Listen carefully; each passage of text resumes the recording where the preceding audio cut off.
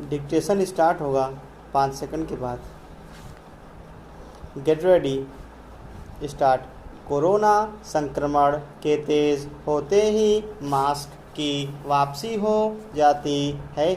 दुनिया में एक बड़े समूह ने तो मास्क को अपने व्यवहार में शामिल कर लिया है, लेकिन क्या मास्क सेहत के मुफीद है?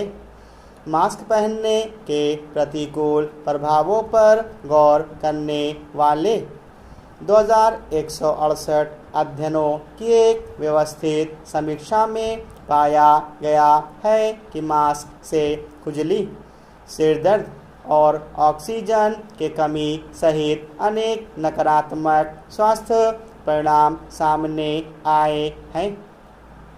फ्रंटियर्स इन पब्लिक हेल्थ में प्रकाशित समीक्षा में बताया गया है कि मेडिकल, सर्जिकल और N95 मास्क दोनों में महत्वपूर्ण प्रभाव हुआ है। कई अध्ययनों के मेटा विश्लेषण में पाया गया कि सिरदर्द मास्क पहनने वालों के बीच सबसे ज़्यादा पाया जाने वाला लक्षण है। सामान्य मास्क के उपयोग से सिरदर्द की 62% आशंका और N95 मास्क के उपयोग से 70% आशंका होती है। सामान्य मास्क के उपयोग से 33% और N95 के उपयोग से 37% लोगों में सांस की तकलीफ़ें देखी गई है। 17% सर्जिकल मास्क पहनने वालों ने खुजली का अनुभव किया है। जो लोग N95 पहन रहे थे उनमें से 51% को खुजली की शिकायत से गुजरना पड़ा। इतना ही नहीं, मास्क की वजह से मुहासे की समस्या भी बढ़ी है। 38% लोग मुहासे के शिकार हुए हैं, तो 36% लोगों को मास्क पहनने की वजह से त्वचा में जलन महसूस हुई है। सबसे गंभीर बात तो यह कि 5% लोगों को मास्क पहनने की वजह से चक्कर आया है। जिन लोगों ने मास्क का ज़्यादा उपयोग किया है उन्हें ज़्यादा परेशानी हुई है और नुकसान भी। जिन लोगों ने समय समय पर इसका इस्तेमाल किया है वे ज़्यादा फ़ायदे में रहे हैं। इससे एक नतीजा यह निकलता है कि भीड़ में ज़्यादा रहने से बचना कोरोना या किसी संक्रमण से बचने का एक बेहतर उपाय हो सकता है। जहां भीड़ नहीं है वहां मास्क से कुछ देर के लिए समझौता किया जा सकता है। इससे सेहत को भी लाभ है। अध्ययन से यह भी पता चला है कि मास्क पहनने से बहुत से लोगों में थकावट का एहसास बढ़ा है। हालांकि यह भी मास्क उन लोगों के लिए ज़्यादा नुकसानदायक रहे हैं जो पहले से ही किसी बीमारी की वजह से कमज़ोर हैं। मास्क के इस्तेमाल से ऑक्सीजन ग्रहण करने में बाधा हुई है और साथ ही कार्बन डाइऑक्साइड के निकलने में रुकावट भी हुई है। सांस के प्रदूषित होने की वजह से भी बीमारियों को बढ़ावा मिलता है। समीक्षा में यह भी कहा गया है कि हो सकता है कि मास्क से जुड़े कई लक्षणों को लॉन्ग कोविड के लक्षणों के तौर पर गलत ढंग से समझा गया हो। समीक्षा में यह सुझाव भी दिया गया है कि वायरल संक्रमण के खिलाफ मास्क की प्रभावशीलता को ध्यान में रखते हुए ही दुष्प्रभावों का आकलन खड़ा कर देती है। मास्क पर विश्वास हिलने लगता है, लेकिन जब भी यह कहने में कोई हर्ज नहीं है कि कई मामलों में मास्क ने हमारा बचाव किया है। क्या यह सही नहीं है कि वैज्ञानिक और डॉक्टर दशकों से मास्क का उपयोग कर रहे हैं? क्या मास्क से डॉक्टरों और वैज्ञानिकों को कोई परेशानी नहीं होती?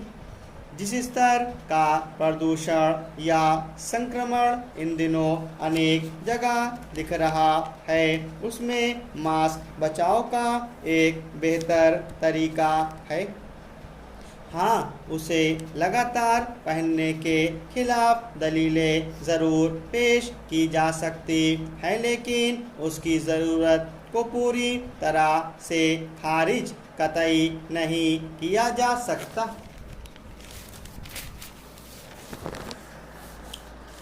कलकत्ता, 15 अप्रैल। आज प्रातःकाल 10:30 बजे बंगाल के सेक्रेटेरिएट में भारत और पाकिस्तान का सम्मेलन शुरू हुआ, जिसमें अल्पसंख्यकों की समस्या तथा अन्य अनेक विषयों पर विचार विनिमय किया जाएगा।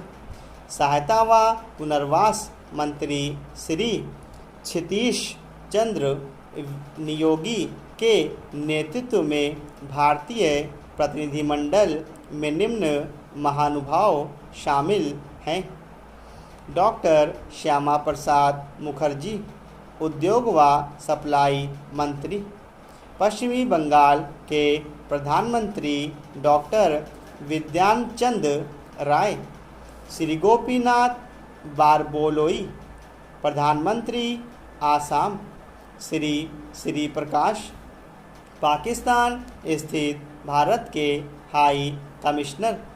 पश्चिमी बंगाल के कुछ मंत्री तथा त्रिपुरा व कूच बिहार के प्रतिनिधि।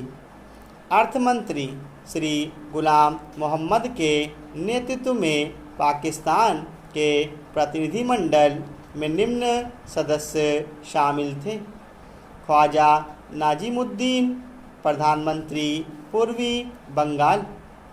श्री हामिदुल हक चौधरी, अर्थमंत्री पूर्वी बंगाल।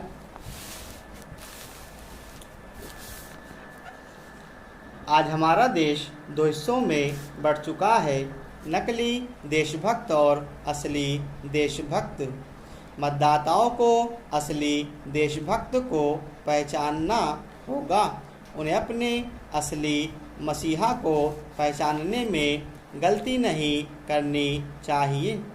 अगर आगामी लोकसभा चुनाव वर्ष 2024 में आम जनता ने 2014 और 2019 की गलती को दोहराने की कोशिश की, तो यकीनन आर्थिक बदहाली की ओर बढ़ रहा देश उद्योगपतियों के हाथों में गिरवी रख दिया जाएगा। इसलिए विपक्षी दलों की एकता बनाने की कोशिश की प्रशंसा की जानी चाहिए। आज इस राजनीतिक एकता की हमारे देश को निहायत ज़रूरत है। देश के आधुनिक राजनीतिक चाणक्य और विकास पुरुष माने जाने वाले नीतीश कुमार ने इस फार्मूले को बहुत पहले समझ लिया था और वह विपक्षी दलों को संगठित करने की लगातार कोशिशों में है। मुझे उम्मीद है कि नीतीश बाबू अपनी योजना में पूरी तरह कामयाब होंगे। दिल्ली में विपक्षी एकता की जारी तस्वीर भाजपा खेमे में दहशत फैलाने के लिए काफ़ी है, क्योंकि 2014 के आम चुनाव में 31% मत पाकर भाजपा सत्ता में आई थी और 2019 के चुनावों में उसे 37% के करीब वोट मिले थे। इसका अर्थ है कि 63% वोट अलग अलग खेमों में विभाजित हो गए थे। स्टॉप।